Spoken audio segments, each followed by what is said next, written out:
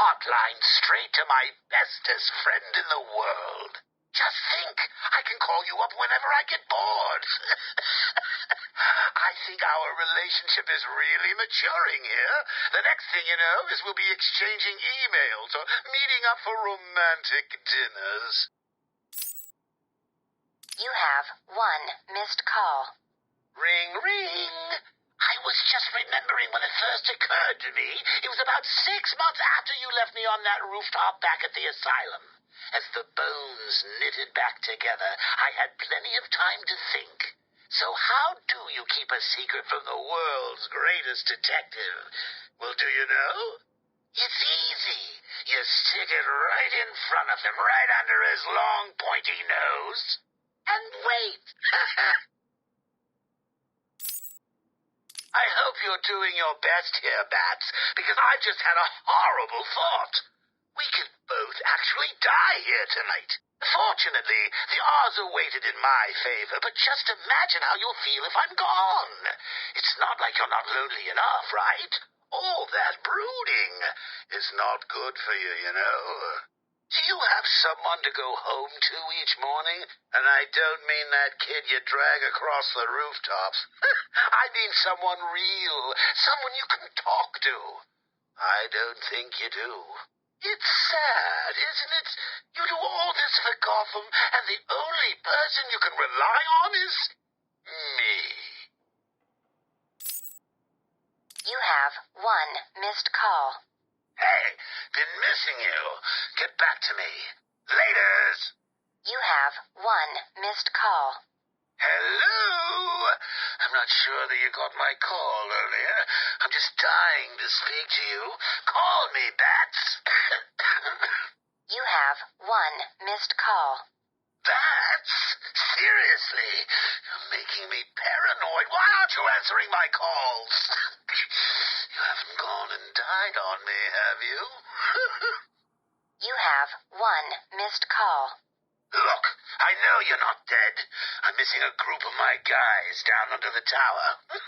Guess that means you know about the guns already. Okay, I admit it, they're mine. Strange gives them to me, okay? Can we be BFFs again? You have one missed call. Maybe it wasn't you that took out my guys.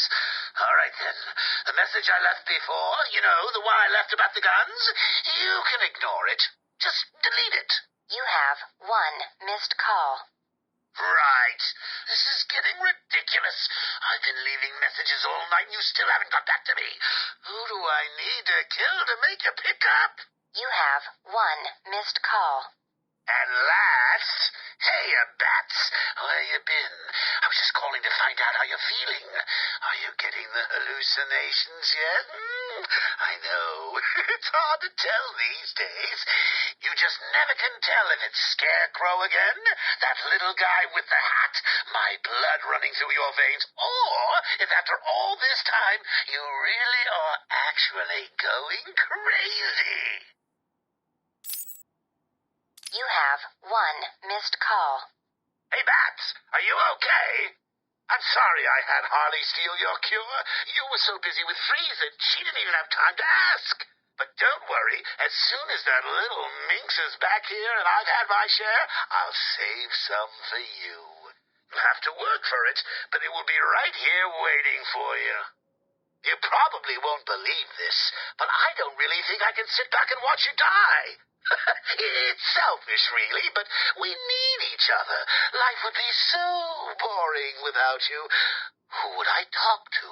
Who would really understand me? Hello? Anyone in there? No sense of humor. Ah, the strong and silent type, eh? Think you're safe behind that mask? Give me 20 minutes and a can opener, and I'll have you whimpering like a schoolgirl. You might like it. That's enough, patient. Guard, leave us.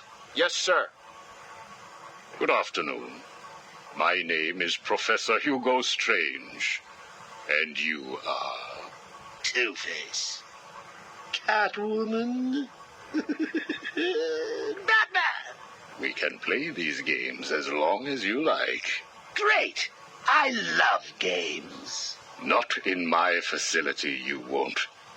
I'm offering you this opportunity to make a deal. I am fully aware of your condition. The last thing you have is time.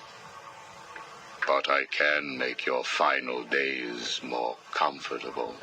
And in return, I'd be giving you... I wish to study you.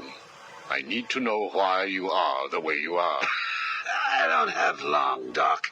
You're going to need more than some psycho mumbo-jumbo to get to the bottom of what's wrong with me. Oh, I have more than that. Much more. So, do we have a deal? How are you feeling today?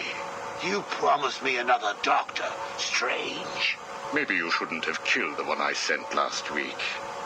What made you do it? Fish gotta swim, birds gotta fly.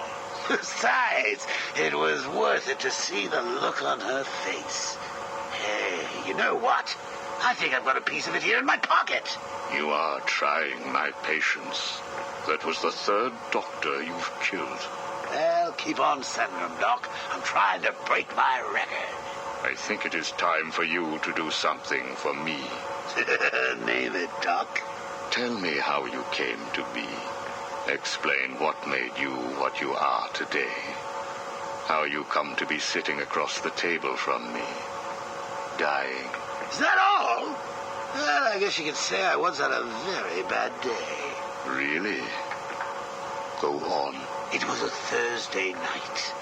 Things had been getting worse. I was 3 days from the bank foreclosing on my home. The chemical plant I worked nights at was about to lay off half the workforce. And I was sitting in the hospital, holding the hand of my pregnant wife, wishing to God that she wasn't dead. That must have been upsetting for you. Probably was.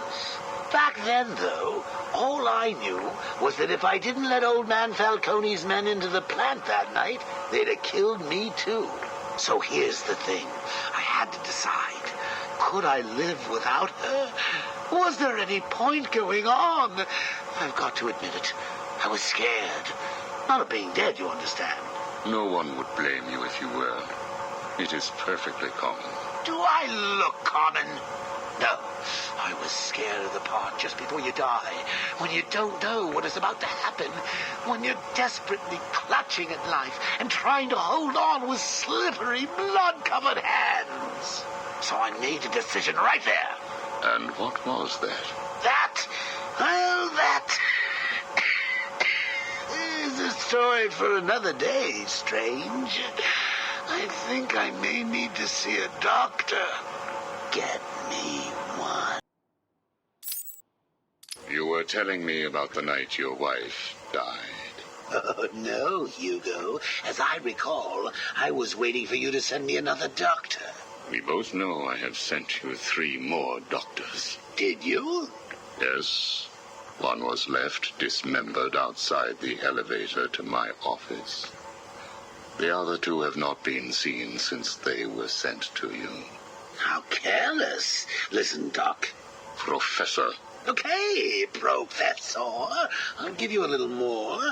I just hope you're taking notes. It's the day after, and I'm standing in the freezing rain, just staring at the chemical plant, feeling numb.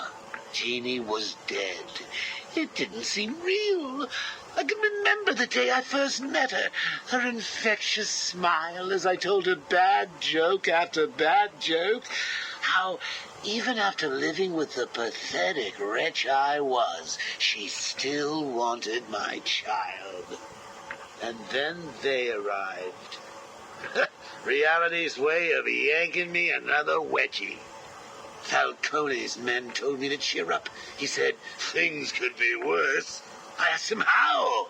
He grabbed me by the collar, pulled me close. He'd been eating garlic, and each word stank as he threatened to perform oral surgery on me with a nail and a brick.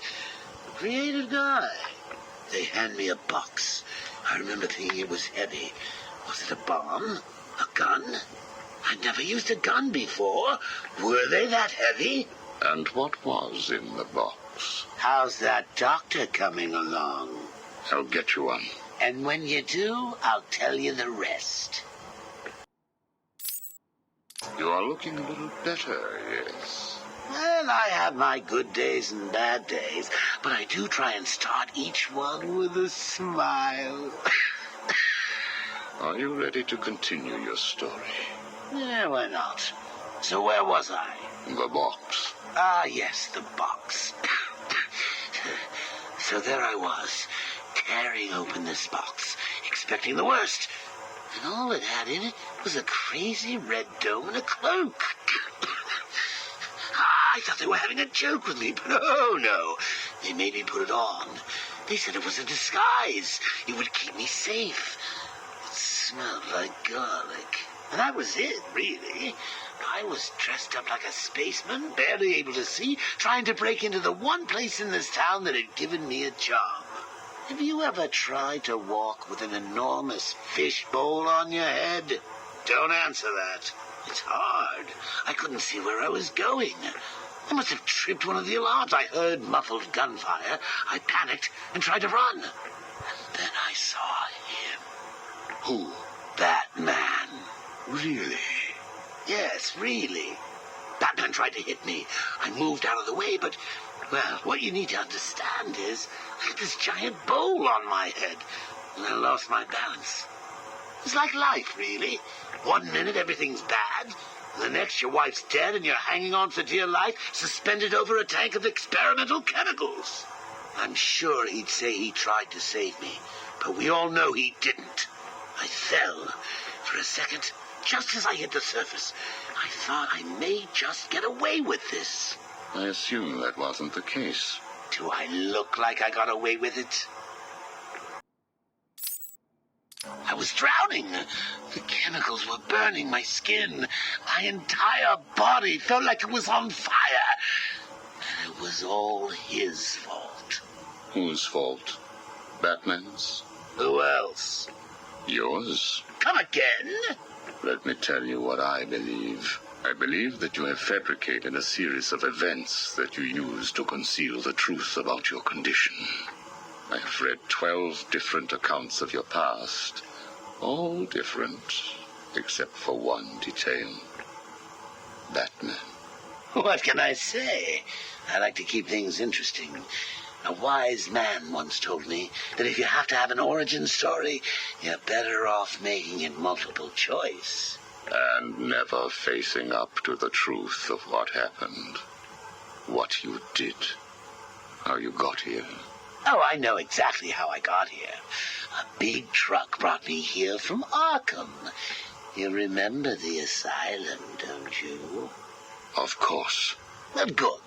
Because I'd hate to think that I'd fabricated seeing you watching me in my cell all those times. Excuse me? Hugo, you merry maniac. You were obsessed with me. You all were trying to get in here. Next thing you'll tell me it wasn't you who sent old Sharpie over the edge. Nice work, by the way. Thank you. So here's the thing. If you want to make sure that no one else finds out about your past, you should start poking your nose into mine. Oh, and send me another doc. I think I need a second opinion.